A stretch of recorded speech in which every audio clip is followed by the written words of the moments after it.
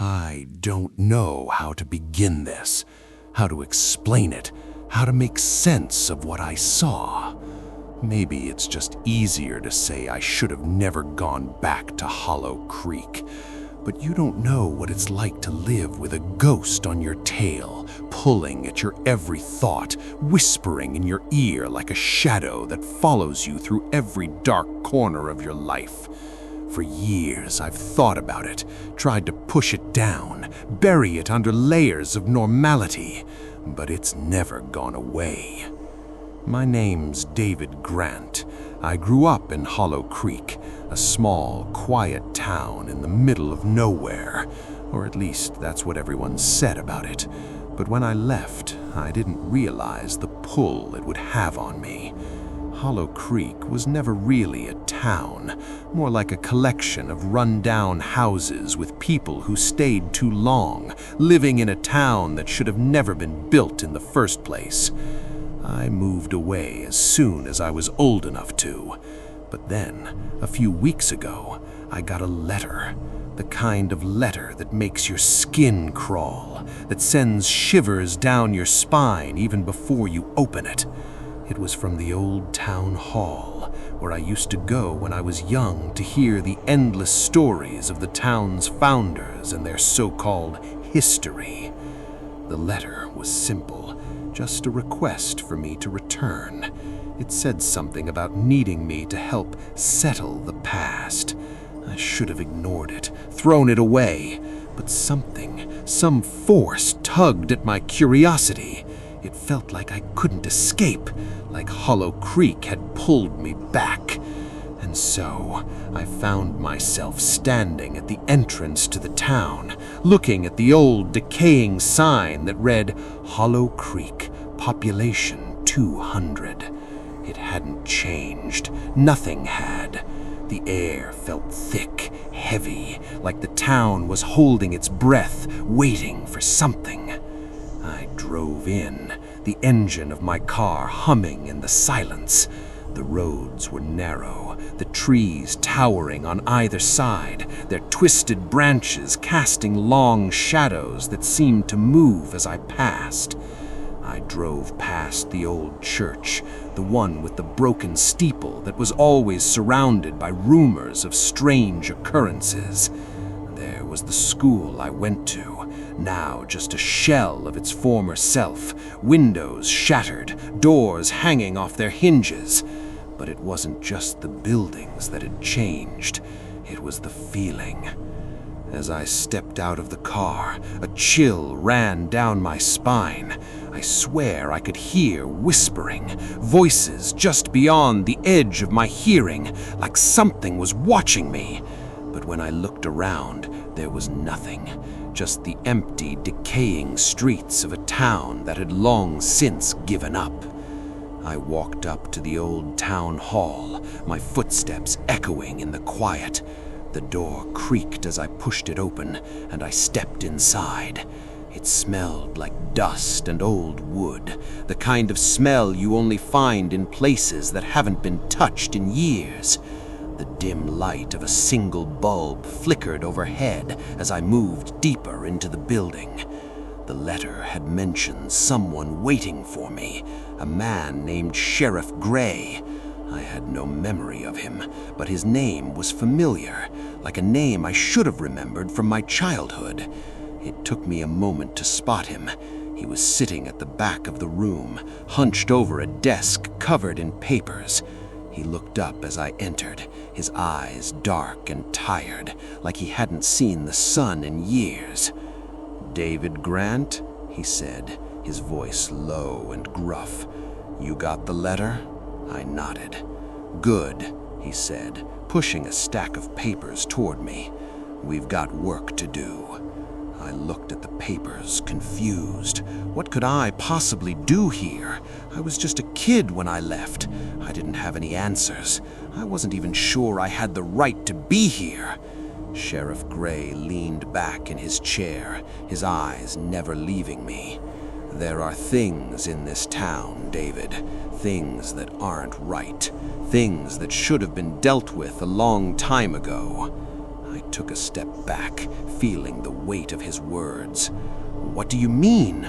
I asked, my voice trembling. He paused before speaking again. "This town has a history, David, a history you don't know. It's cursed, you could say, and the only way to stop it is to face what's been hiding here, what's been waiting." I glanced around the room, the air growing heavier with each passing second.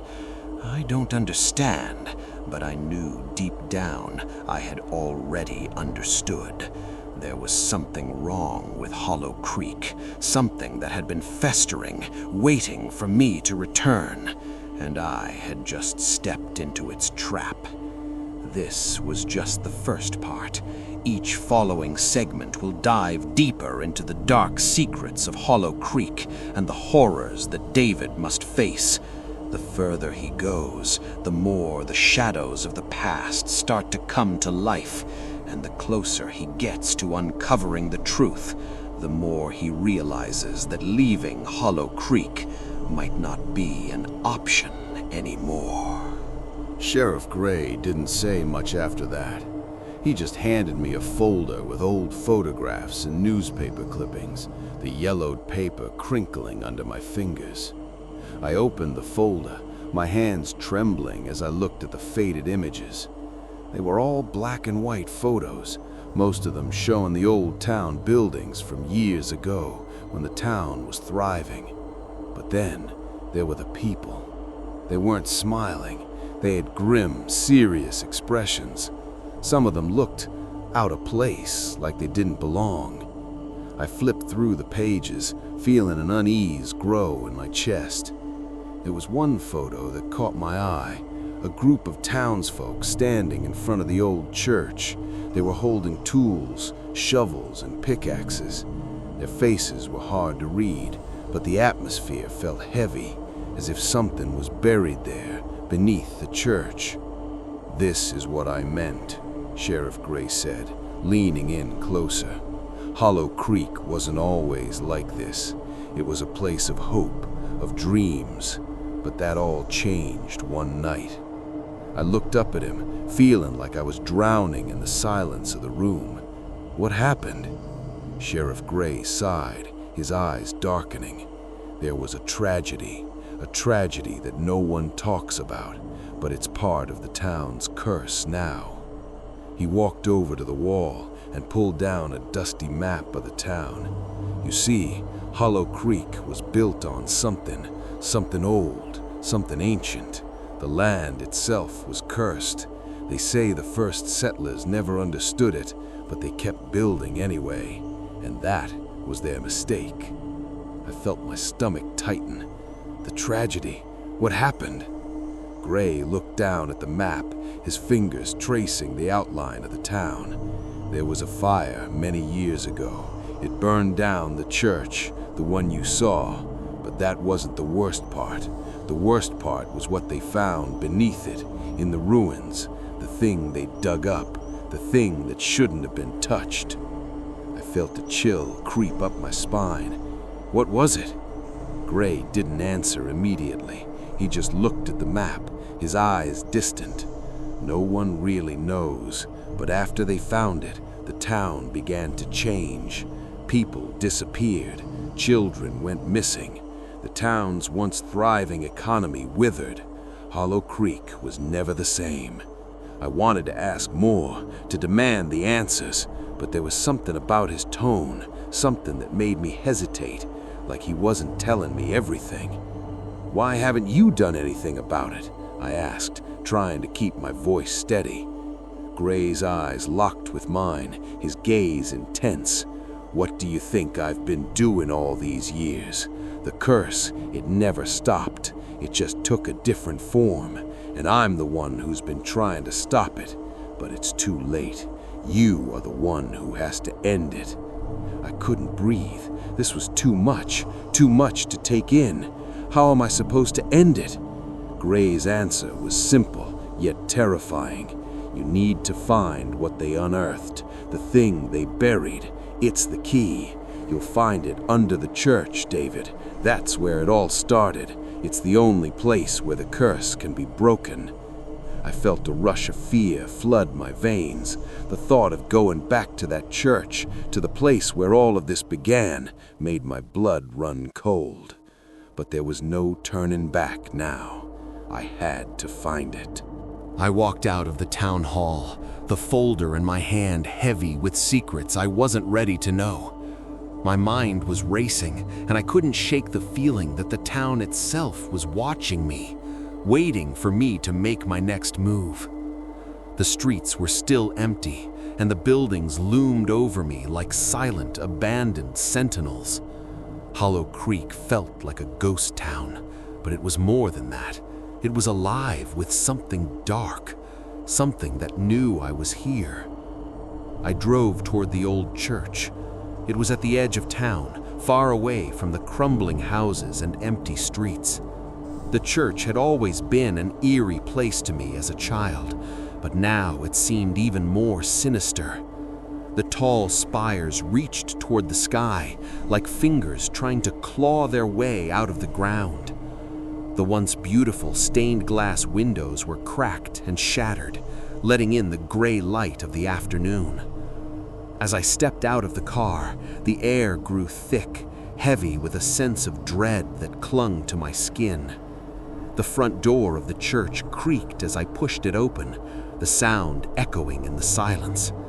The inside was dark, except for the faint light filtering through the broken windows. The pews were long gone, and the altar was a pile of rubble, but there was something beneath the ruins that called to me. I stepped carefully over the debris, moving toward the back of the church. It was there, hidden beneath the wreckage, that I saw it, a trap door half covered by broken boards. My heart hammered in my chest as I knelt down, pulling the boards away. The trap door was old, weathered and rusted, but when I opened it, the smell hit me first. It was like the air had been trapped down there for centuries, thick and stale. I grabbed the edge of the trap door and lifted it open. The dark space beneath was pitch black, the kind of darkness that swallowed all light, all sound. I couldn't see a thing, but I felt it. I felt something watching me from the depths. Without thinking, I grabbed a flashlight from my bag and shone it down into the abyss. The beam of light caught something glimmering in the darkness. It was a large metal chest, half buried in the dirt. I hesitated, but then the pull to know, to end this once and for all, overcame me. I climbed down into the hole, my boots sinking into the cold earth. The chest was just a few feet away now, and my hand was trembling as I reached out to touch it. The metal was cold under my fingers, but when I opened it, I couldn't believe what I saw. It wasn't what I expected, not a relic from the past, not an artifact. It was a box, a small wooden box, intricately carved, but it wasn't the design that shocked me. It was the fact that the box was alive. I could feel it, pulsing, as if it was breathing. I reached out and touched it. That was my mistake. The moment my fingers made contact with the box, everything changed. The ground beneath me seemed to tremble, and a loud, guttural sound echoed from somewhere deep within the earth. I tried to pull my hand away, but the box wouldn't let go. The air turned ice cold, and I could hear whispering, like thousands of voices speaking at once. But they weren't words. They were commands, urges pulling me into the depths of darkness. I struggled to free myself, but the box clung to me like a vice, its grip unrelenting. And then, just as suddenly as it had started, everything stopped. The whispers faded, the tremors ceased, but the silence was worse than the noise. It was the kind of silence that makes your skin crawl, the kind of silence where you know something is waiting, watching, just out of sight. I yanked my hand back, finally breaking free from the box's grasp. My heart was racing, my breath coming in shallow gasps. I stared at the box in disbelief, not understanding what I had just experienced. But then, I heard a voice, soft at first, like a breath on the wind, but growing louder, more insistent. "You shouldn't have touched it." It was a whisper, but it felt like a command, a warning. I spun around, my flashlight sweeping the room, but there was no one there. "Leave," the voice came again, this time much clearer, and I knew deep down that it was telling me to go. But I couldn't. The box, it was calling to me, and I had no choice but to open it again. I couldn't explain why, but I had to open it. It was as if the box itself was calling to me, pulling me closer with an invisible thread. My hands shook, but my curiosity, my desperation to understand, overwhelmed any fear I had left. I reached back for the box, and as soon as my fingers touched it, a jolt of cold electricity shot up my arm. My breath hitched in my chest, and I hesitated for a moment, but then I opened it. Inside, there was nothing but darkness. The inside of the box was completely black, as though it had no bottom, no end. It seemed to stretch infinitely. But then a flash of light, no, not light, eyes, flashed in the darkness. I pulled my hand back, startled. They were eyes, hundreds, maybe thousands of them, all watching me. The air grew thick, the temperature dropping rapidly. I slammed the box shut, but the cold didn't stop.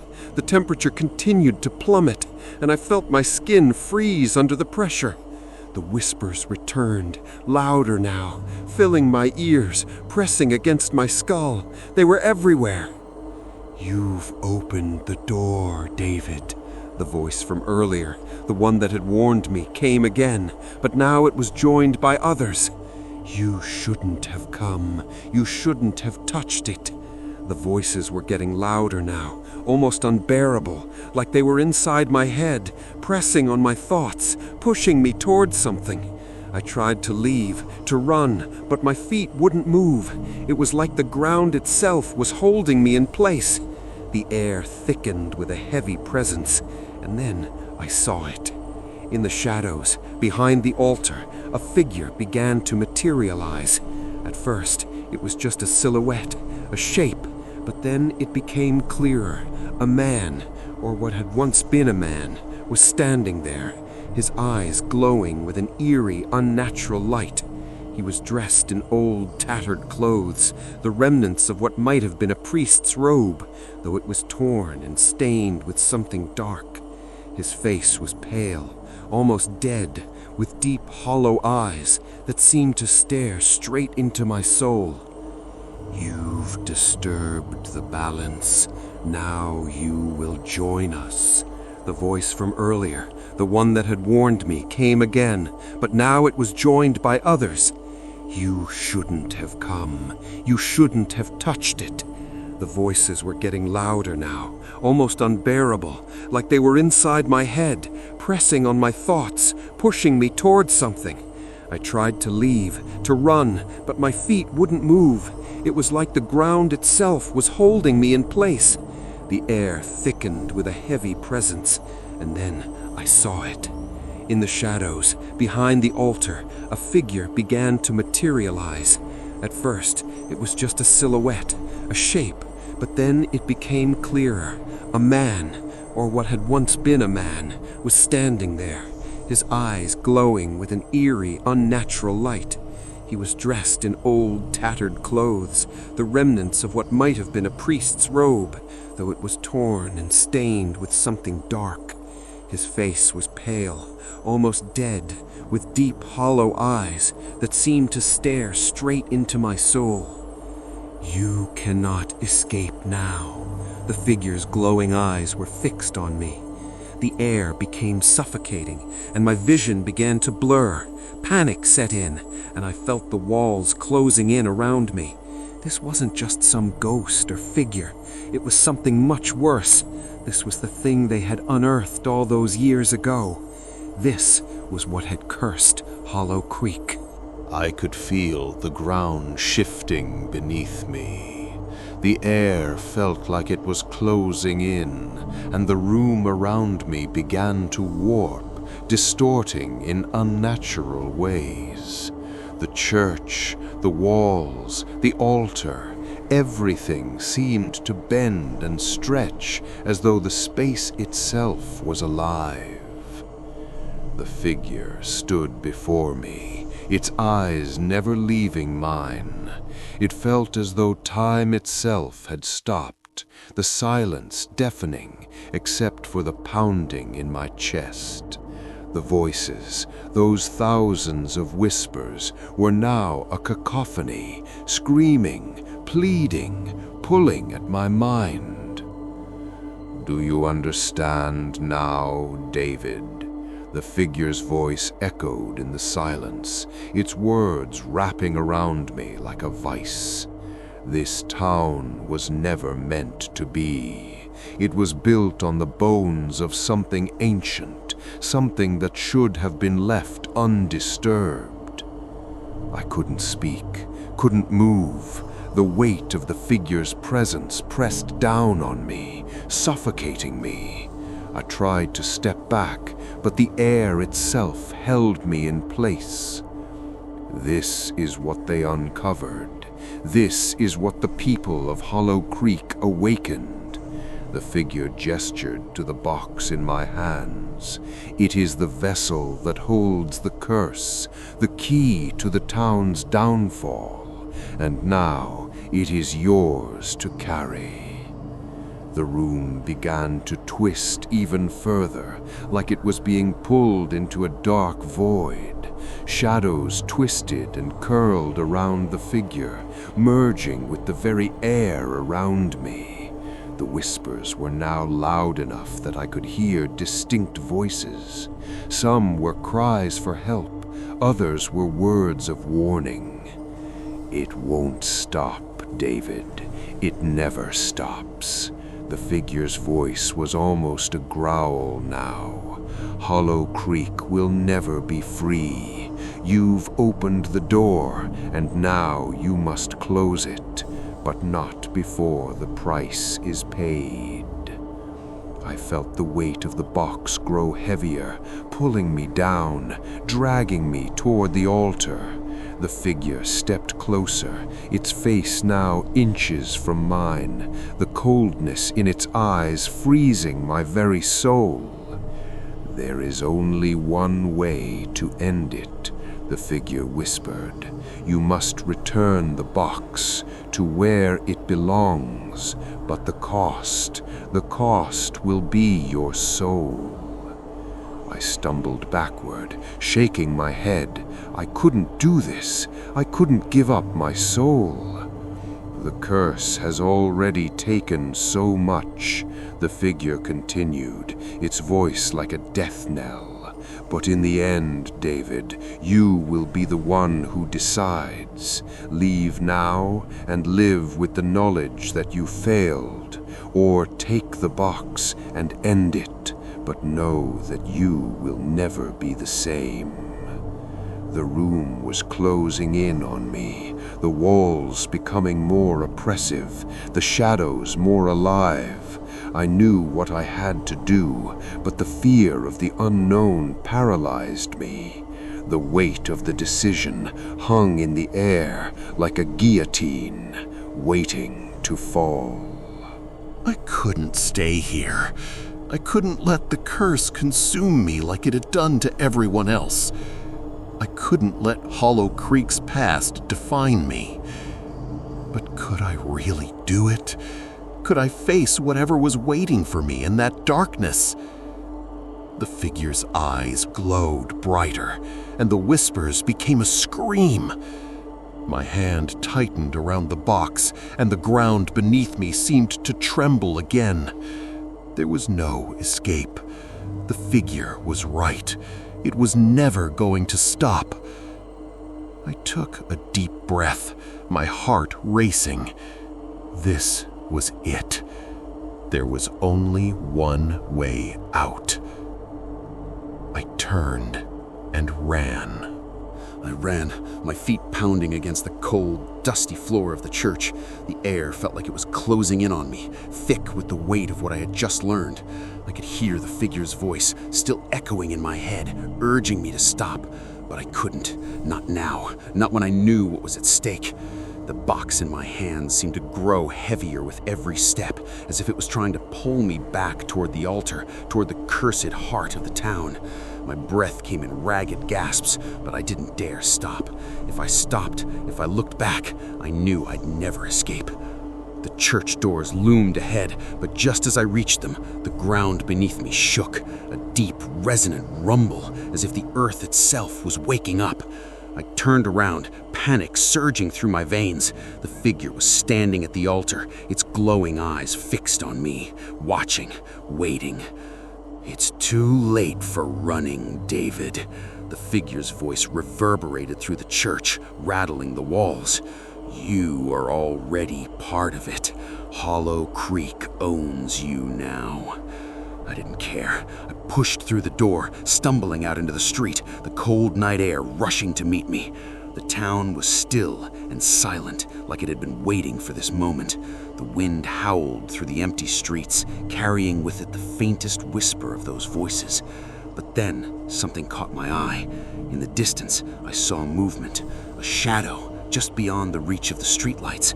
It was a person, or something that looked like a person. I squinted, trying to make sense of it, but the figure seemed to dissolve into the darkness the moment I looked at it. I quickened my pace, the box still tight in my grip.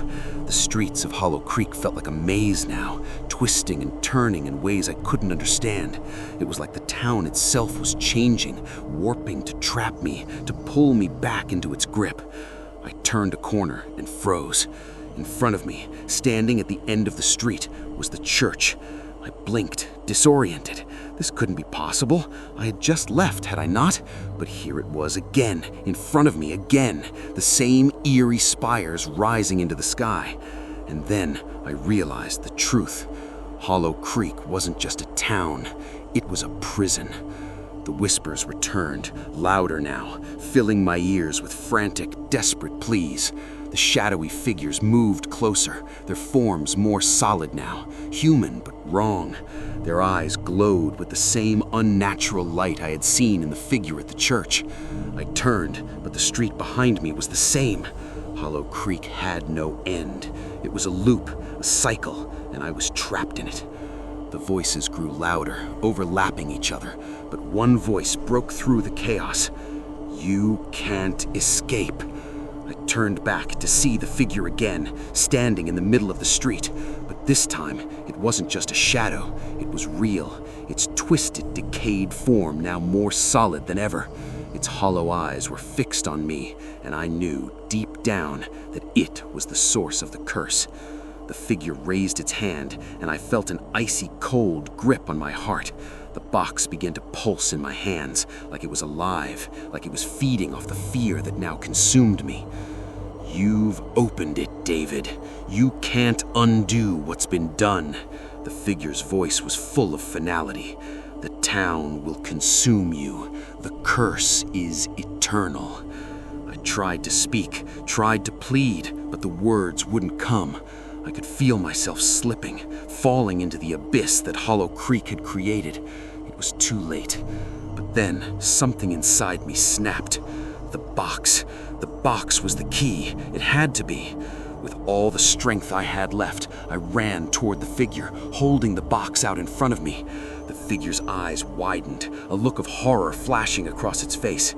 I knew then that I was doing the right thing. The curse had to end here, or it would never stop. "No!" the figure screamed, its voice distorting.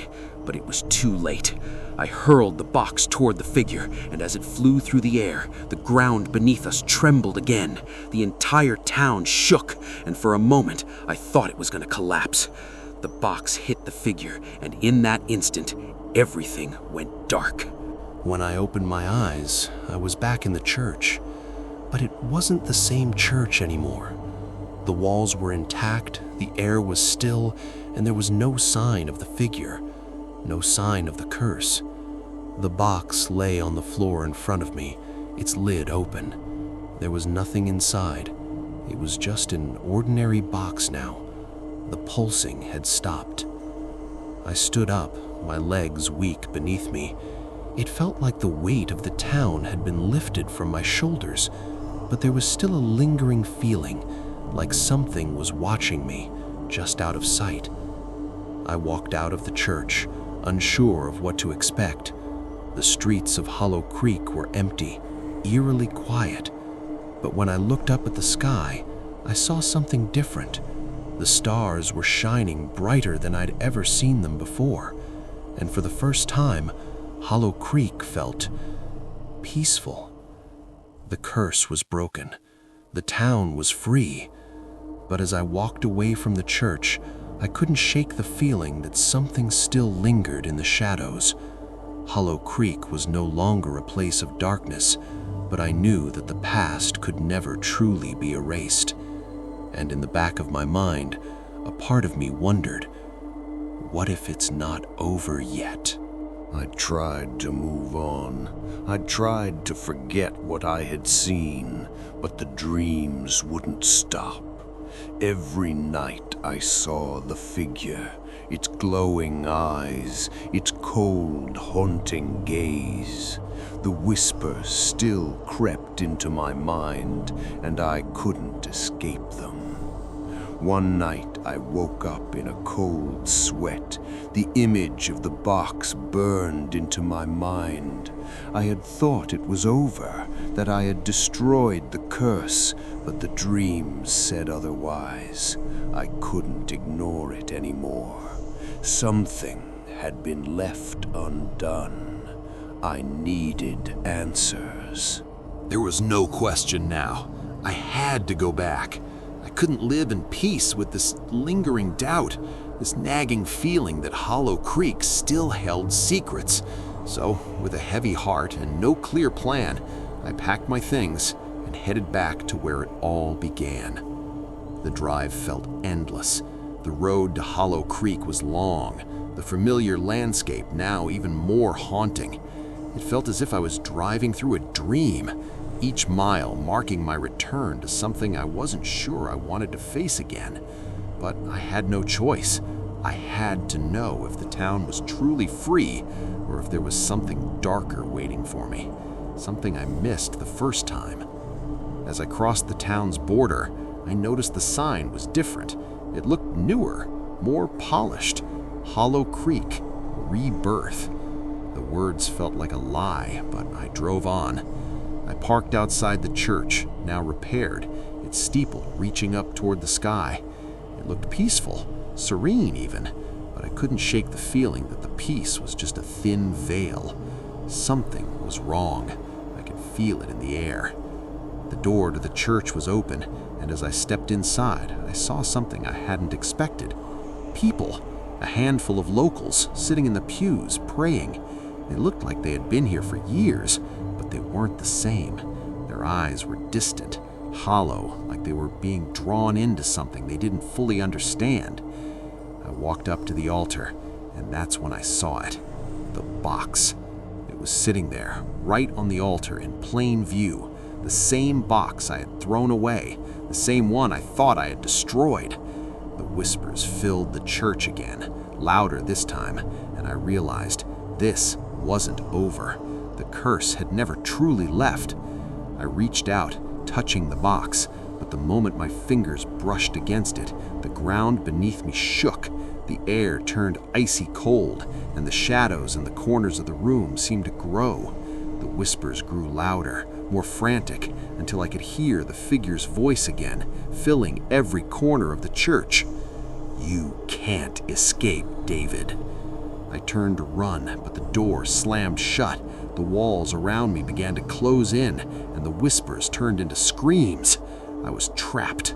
Hollow Creek had me again. But this time, I wasn't going to make the same mistake. I grabbed the box, clutching it tightly as the room around me spun, and I heard the words in my mind, the ones I had tried to forget. "You opened it once. Now you must close it forever." I didn't know how. I didn't know if I could, but I had to try. The ground trembled beneath me as I stood there, holding the box. The shadows twisted around me, rising like serpents, closing in. I could feel the presence of something ancient, something malevolent, crawling from the depths of the town itself. Hollow Creek wasn't just a cursed place, it was a living thing, a creature that thrived on the darkness.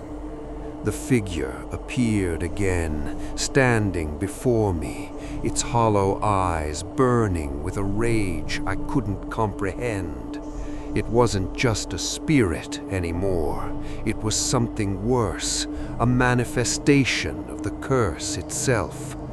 The figure reached for me, its hand like ice. "You cannot undo what has been done," it hissed. "You have no power here, David. The town owns you now." I could feel my strength fading. The box in my hands felt heavier than ever, its power seeping into me, draining me. But then something inside me clicked. The voices, the whispers, they weren't just warnings, they were clues. I had been given the answer all along. I had to return the box. I had to destroy it at the source, at the heart of Hollow Creek, where it all began. With every ounce of strength I had left, I ran, not toward the church, but toward the very heart of the town. The ground shook beneath me, the air thick with the presence of the curse, but I knew now I had to end it. I reached the place, the ruins of the old well, hidden beneath the trees, long forgotten, the place where the town was built. I knelt down, clutching the box in my hands, and with a final breath I threw it into the well. The earth shook violently, and for a moment everything went black. When I woke up, I was lying on the ground, the sun rising over the trees. Hollow Creek was quiet again. The box was gone, lost to the depths of the earth, and the whispers, the darkness, they had stopped. I left Hollow Creek with a heavy heart, knowing that I had destroyed the curse, but at a cost. A part of me would always be tied to that place, to its shadows, its whispers. It had taken something from me, something I could never get back. But at least, for now, Hollow Creek was free. As I drove away, I glanced in the rearview mirror one last time. The town faded into the distance, but the weight of it, the memory of the curse, would never truly leave me. And as I turned the corner and disappeared from sight, I knew that no matter how far I ran, Hollow Creek would always be a part of me. The end. Or is it? Months passed since I left Hollow Creek. The world outside felt normal, almost too normal. I tried to push it all away, the shadows, the whispers, the figure, but something had changed inside me. I couldn't sleep without hearing those voices in my dreams, couldn't wake up without feeling that cold grip on my chest. I had thought I was free, but the truth was, Hollow Creek had never really left me, and now I could feel it pulling me back. One night, I woke to a sound, a soft knock on my door. It was late, too late for visitors, but when I opened it, no one was there, only a small, crumpled piece of paper on the doorstep. It was a note. "It's not over, David." I stared at the note, my heart racing. The handwriting was unfamiliar, but the words were enough. The curse wasn't finished. Hollow Creek wasn't finished. I left Hollow Creek with a heavy heart, knowing that I had destroyed the curse but at a cost. A part of me would always be tied to that place, to its shadows, its whispers. The next day, I decided to go back to Hollow Creek. I didn't know why. Something inside me told me that I had to, that the final piece was missing, that the box hadn't been destroyed, or worse, that something worse was waiting. I drove for hours, the landscape outside a blur as I sped toward the town. The same eerie feeling crept up my spine as I approached the border of Hollow Creek. The sign that once said Hollow Creek Rebirth was gone, replaced by the same old sign I had seen years ago, Hollow Creek, population 200. But now I knew better. It wasn't just the people that made up the population. The land itself was alive, breathing in the shadows. I parked outside the church again, the place I thought I'd left behind forever. It looked exactly the same as I had left it.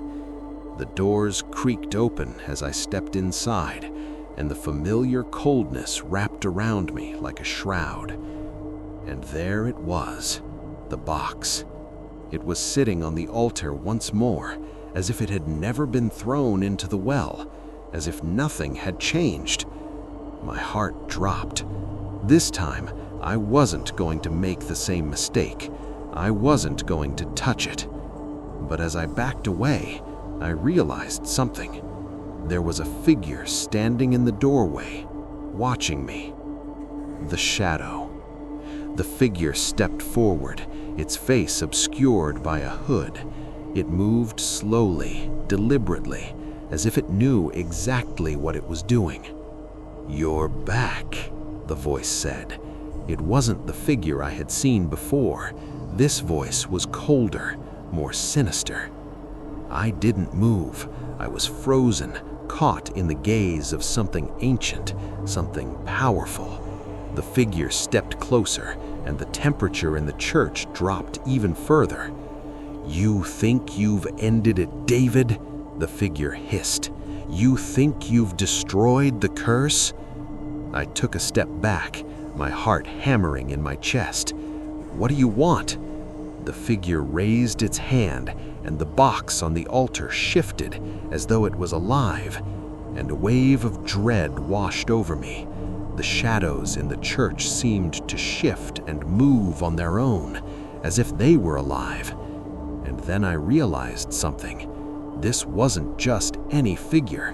It was the curse itself. It had taken shape, had taken control. The shadow was no longer a part of the past. It was the embodiment of everything that Hollow Creek had become.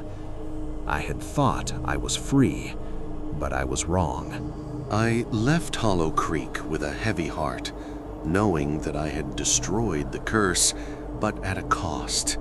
A part of me would always be tied to that place, to its shadows, its whispers. Segment 17. The Hollow Choice. The figure took another step toward me, its eyes glowing with the same cold fire that had filled the church when I first arrived. I couldn't move. I couldn't breathe. The air was thick with the weight of the curse, and I could feel the walls closing in around me. "You don't understand," the figure whispered. "Hollow Creek is not just a place.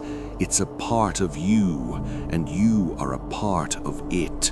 The curse can never truly be destroyed. It will always find a way back." I stumbled backward, trying to regain my composure, but the figure was relentless. "You must choose, David." "Choose what?" I gasped, my voice trembling. The figure extended a hand, and in it there was something I didn't expect. Another box. But this one wasn't like the others. It was different, older, and the darkness inside it felt heavier. "Take it," the figure commanded. "You must take this box, or Hollow Creek will consume you. It's the only way to end this." My mind raced. How could I take it? How could I trust it? The last time I had touched a box, everything had gone wrong. But this was the only way out. Or was it? Was this another trap? Was I being manipulated again? But there was no time to think. The figure was growing stronger, its form becoming more defined. The whispers returned, louder now, filling my mind with visions of the past, visions of the people who had vanished, of the shadows that had consumed them. I had to make a choice. Segment 18, the final box. I reached out, my hand trembling, and took the box. The moment my fingers touched it, everything went silent. The darkness that had been swirling around me stopped. The shadows receded. The figure was gone. But the box, it pulsed in my hands, alive with power. I opened it, heart racing, and for the first time, I saw the truth. Inside the box was not just darkness. It was a mirror, a reflection of myself. The face staring back at me was my own, but different. It was twisted, corrupted by the curse, a shadow of the person I used to be. The whispers returned, but this time they were mine. You have become what you feared. I realized then that Hollow Creek wasn't just a place. It was a part of me, and I had always been a part of it. The curse was not something I could escape. It was a part of my soul, my identity. And with that realization, the box sealed itself shut. Segment 19, Hollow Creek's End. I woke up in my bed, the sunlight filtering through the curtains. The world outside seemed normal again. Hollow Creek, the town, was gone. The curse had lifted, or had it? I couldn't be sure. But as I lay there staring at the ceiling, I realized that I would never truly escape it. Hollow Creek had become a part of me, and it always would be. Was it really over? Or was this just the beginning of something darker?